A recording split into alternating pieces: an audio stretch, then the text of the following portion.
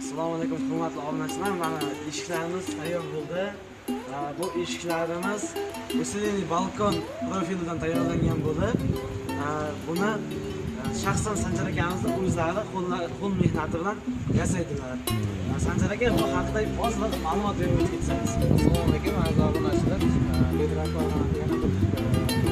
Nagornoga Samarqand viloyat Nagorno shaharchasiga Islom akamizni Abdulaziz akamiz sanatoriyasiga hisobga berdik.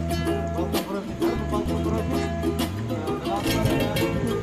xizmatlariga joylanib,